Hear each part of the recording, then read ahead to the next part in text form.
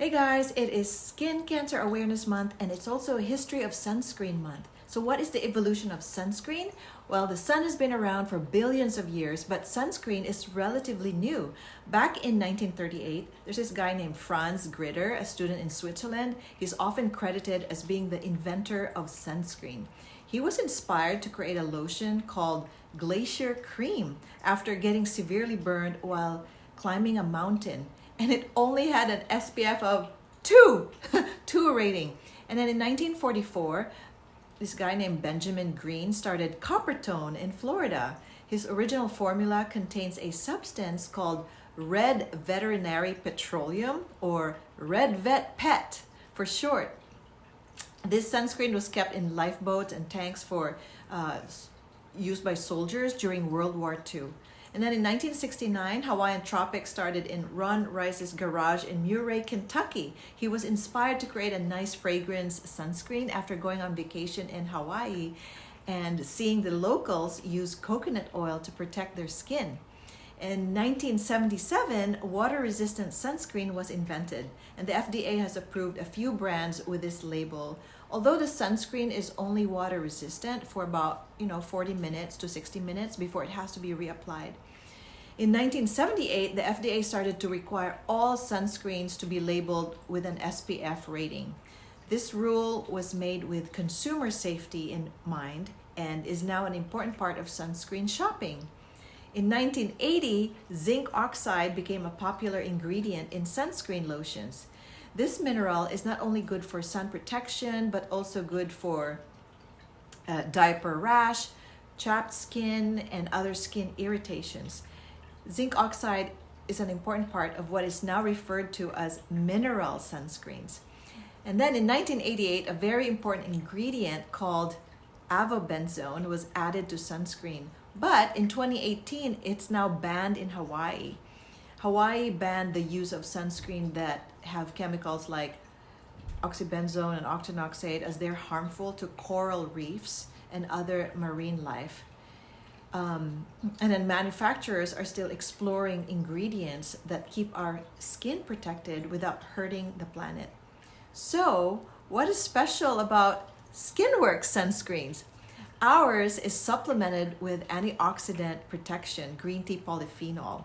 It's a very potent antioxidant that blocks free radicals in the air that causes advanced aging. And when you use green tea polyphenol, serum before the sunscreen, it gives you 8 times more protection than plain sunscreen alone. It's been studied in Duke University by Dr. Pinnell. But anyways, we have the Calming Sunscreen by Skinworks. And what's special about this? First of all, it's SPF 50, and it's got niacinamide, which is vitamin B3, and it's hydrating, and as well as it protects your skin barrier. It has lactic acid for brightening, and it has hyaluronic acid to lock in the moisture. So it's also a moisturizing sunscreen.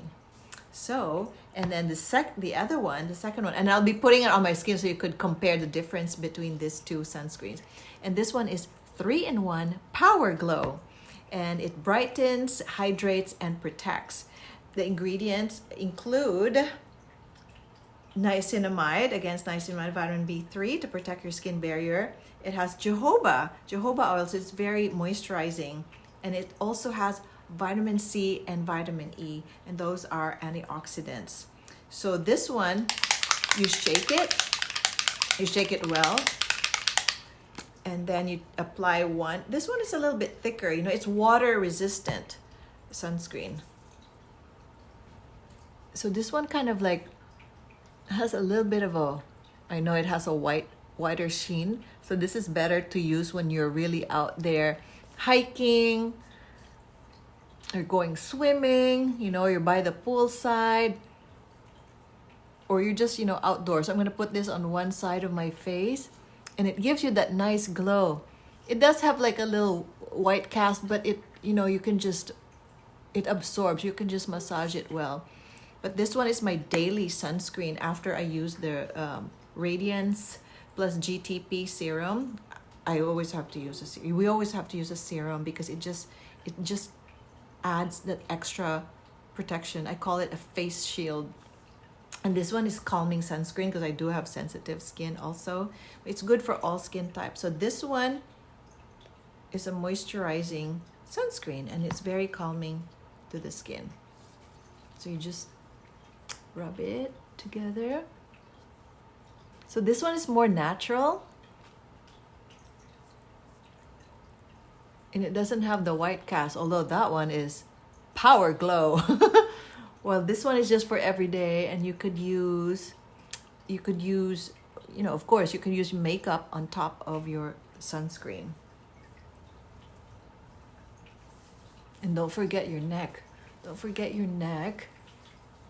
And also, for excess, if you have excess sunscreen, apply it on the back of your hands. In fact, before you go out and drive out there, don't forget to put sunscreen on the back of your hands so you don't get the brown spots or hyperpigmentation on the back of your hands. And of course, you know, if you're wearing sleeveless, you gotta apply sunscreen on your arms. Let's see, if you have any questions, leave me a comment. And is that interesting, the history of sunscreen? I hope you enjoyed that. Okay. Oh, one more thing. Sorry. One more thing. This is how you could figure out when to reapply your sunscreen, especially if you're, let's say you're swimming. Of course, when you get out of the water, you got to reapply your sunscreen.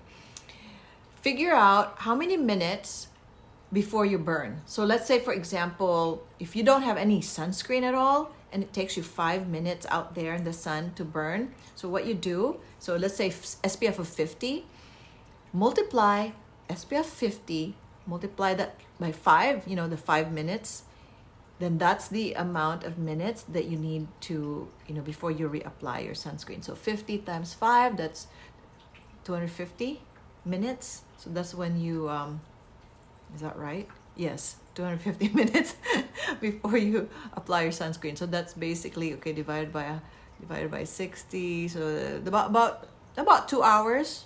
2 hours and 10 minutes is when you reapply your sunscreen when you're out there under the sun, when you're out in the field or at the beach. Okay, I'll see you next time. Bye.